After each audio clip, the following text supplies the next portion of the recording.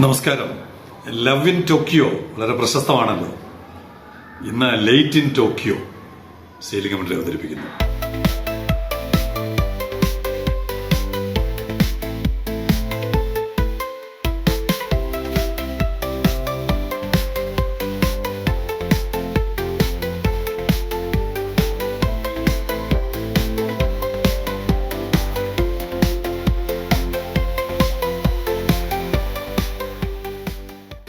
Late in ടോക്കിയോയുടെ കഥ ഒടുവിൽ പറയാം.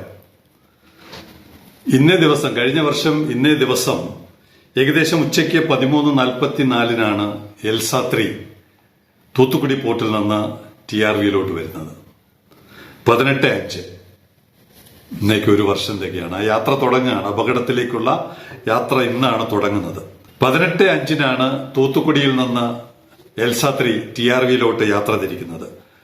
13:44 ഉച്ചയ്ക്ക് 13:44 അന്ന് ഇവിടെ പുറംകടലിലുണ്ടായിരുന്നു. കുറച്ചു ദിവസം ഉണ്ടായിരുന്നു. 22:05 ഏകദേശം 4 ദിവസം പുറംകടലിൽ കിടന്നിട്ടാണ് അകത്ത് പ്രവേശിക്കാൻ കഴിഞ്ഞത്. പിന്നെ ഇവിടെ ഡിസ്ചാർജ് ചെയ്ത് തിരിച്ച് 24 കൊച്ചിക്ക് പോകുന്നത്. 25 അപകടം നടക്കുന്നത്. ഇന്നിപ്പോ ഏകദേശം ഒരു വർഷം അടുക്കുമ്പോൾ എൽസ 3 ഒന്നാം തരം ഒരു ആർട്ടിഫിഷ്യൽ റീഫായിട്ട് രൂപം കൊണ്ടിട്ടുണ്ടാവും. എൽസ 3 മുങ്ങിയതിന്റെ 1-2 ദിവസം കഴിഞ്ഞപ്പോൾ തന്നെ ഒരു പ്രേക്ഷകൻ, ഞാൻ പേര് ഓർക്കുന്നില്ല, അദ്ദേഹം എഴുതിയിരുന്നു, ഒന്നാം തരം ഒരു ടൂറിസ്റ്റ് കേന്ദ്രമായിട്ട് എൽസ 3യെ മാറ്റാൻ പറ്റും. ലോകം മുഴുവൻ അങ്ങനെയാണ്. പുതിയ ടൂറിസം മന്ത്രി ശ്രീ PC വിഷ്ണുനാഥ് ആണെന്ന് തോന്നുന്നു. അദ്ദേഹത്തിന് ആലപ്പുഴ ജില്ലയുമായിട്ട് വലിയ ബന്ധമുണ്ട്.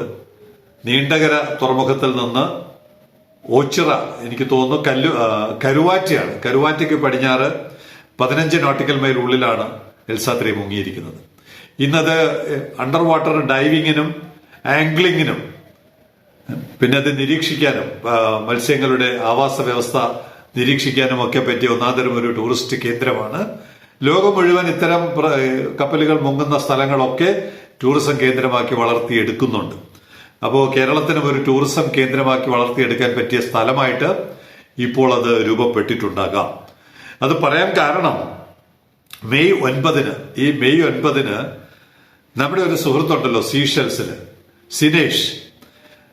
സീഷെൽസില് ഒരു കപ്പൽ, ഇത് അപകടത്തിൽപ്പെട്ട് മുങ്ങിയതാണെങ്കിൽ സീഷെൽസിൽ ഒരു കപ്പൽ ഗവൺമെന്റ് തന്നെ മുക്കി. എന്തിനു വേണ്ടി? ടൂറിസം വളർത്താൻ. On May 9 PS Topaz was decommissioned as part of Seychelles 50th Jubilee Independence Anniversary Celebrations. 50 വർഷത്തെ അവരുടെ സ്വാതന്ത്ര്യത്തിന്റെ 50 വർഷമായപ്പോൾ PS ടോപ്പാസ് എന്ന് പറയുന്ന കപ്പലിനെ അവർ ഡീകമ്മീഷൻ ചെയ്തു. സൂൺ ആഫ്റ്റർ, അതിന്റെ പെട്ടെന്ന് തന്നെ സൂൺ ആഫ്റ്റർ ദ ബോട്ട് എന്നാണ് പറയുന്നത്, വലിയ കപ്പലല്ല, കാരണം 43 മീറ്റർ നീളമേ ഉള്ളൂ.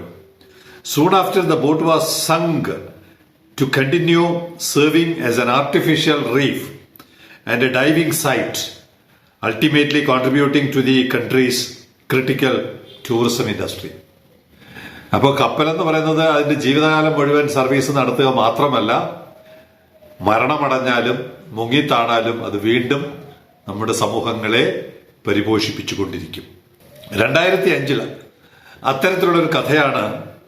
2005 ഇന്ത്യ കൊടുത്ത കപ്പലാണോ ബോട്ടാണോ എന്ന് പറയാൻ പറ്റില്ല, ഇന്ത്യ കൊടുത്ത കപ്പലാണ് ഗിഫ്റ്റഡ് ബൈ ഇന്ത്യൻ ഗവൺമെന്റ്. രണ്ട് രാജ്യങ്ങൾ തമ്മിലുള്ള ഒരു സൗഹൃദ ഉടമ്പടിയുടെ കരാറിന്റെ പുറത്ത് ഇന്ത്യ കൈമാറിയതാണ്. 46 മീറ്റർ നീളം, 33 ക്രൂവിന് ഒരേ സമയത്ത് അതിനകത്ത് താമസിക്കാൻ കഴിയും. ഇപ്പോഴത്തെ അവരുടെ തീരുമാനം, a decision that is expected to support ocean life and sustainable tourism.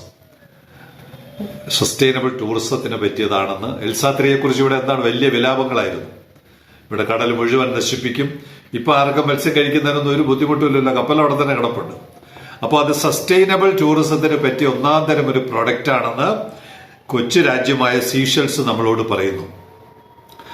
During it's 20 years of service in Seychelles, the vessel was deployed across a broad range of maritime operations, including counter-piracy missions, anti-narcotics patrols, etc. India കൊടുത്തത് ഈ Somalia എന്ന് പറയുന്നത് ഒരു വലിയ തലവേദന പിടിച്ച ഒരു പ്രദേശമാണ്. അവിടുത്തെ കുറെ ആന്റി സോഷ്യൽസ് ആയിട്ടുള്ള ആളുകളുണ്ട്. കപ്പലുകൾ മുഴുവൻ പിടിച്ചെടുക്കുക, വിലപേശുക, ഡോളർ വാങ്ങുക, അതിന്റെ എല്ലാം കൗണ്ടർ പൈറസിക്ക് വേണ്ടിയാണ് ഇന്ത്യ ഗവൺമെന്റ് ഈ കപ്പൽ കൊടുത്തത്. അങ്ങനെ 20 വർഷത്തോളം ഈ കപ്പൽ സീഷെൽസ് ഉപയോഗപ്പെടുത്തി വളരെ മികച്ച പ്രവർത്തനം നടത്തി എന്നാണ് ആ കപ്പലിനെ കുറിച്ച് അവർ പറയുന്നത്. 20 വർഷം കഴിഞ്ഞപ്പോൾ അവർ അതിനേക്കാൾ മികച്ച ഒരു പ്രവർത്തനത്തിന് വേണ്ടി ആ കപ്പലിനെ ഉപയോഗപ്പെടുത്തുകയാണ്. ഈ മാതൃക എൽസാത്രിയുടെ കാര്യത്തിലും പുതിയ ഗവൺമെന്റിന് പിന്തുടരാവുന്നതാണ്. മുഖ്യമന്ത്രി കോസ്റ്റൽ ഷിപ്പിംഗ്, തുറമുഖം, പോർട്ട് സിറ്റി, കേരളം മുഴുവൻ ഒരു പോർട്ട് സിറ്റി ആയിട്ട് മാറ്റുന്നതിനെ കുറിച്ചൊക്കെയുള്ള വലിയ സ്വപ്നങ്ങൾ കാണുന്നയാളാണ്. അദ്ദേഹത്തിന് ഇതുൾപ്പെടെയുള്ള വിഷയങ്ങൾ അടുത്ത 5 വർഷം കൊണ്ട് കേരളത്തെ പല നിലയിൽ മുന്നോട്ട് കൊണ്ടുപോകാൻ അദ്ദേഹത്തിന് കഴിയട്ടെ എന്ന് എല്ലാ ആശംസകളും ഈ സന്ദർഭത്തിൽ നേരുകയാണ്.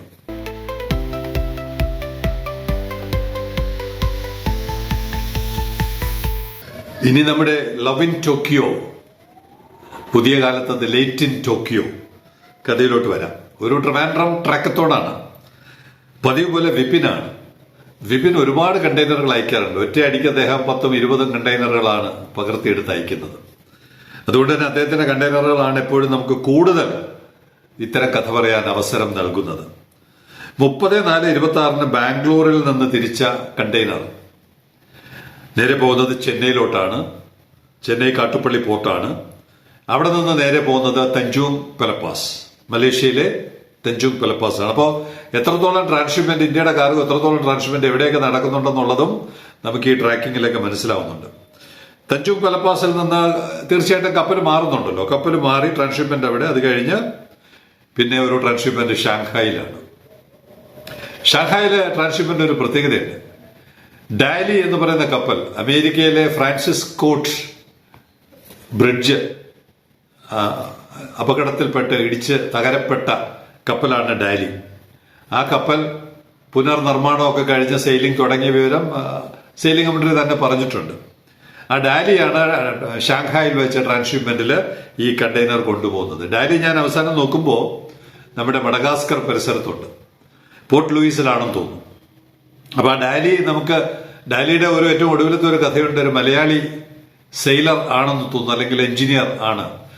ഈ അപകടത്തിന്റെ പ്രധാന കുറ്റവാളിയായിട്ട് അമേരിക്കൻ കോടതി കണ്ടെത്തിയിരിക്കുകയാണ്.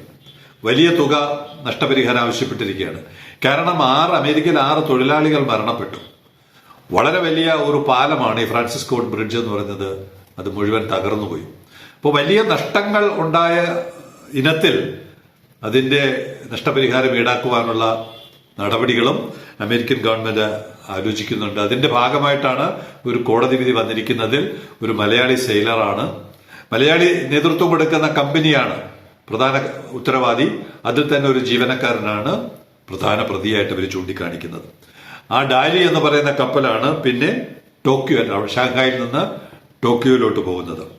ടോക്കിയോയിലോട്ട് എത്തുന്നത് 12/6/26 ജൂൺ മാസമാണ്. 44 ദിവസമാണ്. വളരെ കൂടുതലല്ല, എന്നാൽ പോലും TRV ടോക്കിയോ ആണെങ്കിൽ ഒരു 12 ദിവസം അല്ലെങ്കിൽ ഒരു 15 ദിവസം. അവിടെയും 44 ദിവസം, ഒരു മാസമാണ് കൂടുതൽ എടുത്തിരിക്കുന്നത്. ബാംഗ്ലൂർ ടോക്കിയോ. അപ്പോ ലവ് ഇൻ ടോക്കിയോ അല്ല, ലേറ്റ് ഇൻ ടോക്കിയോ.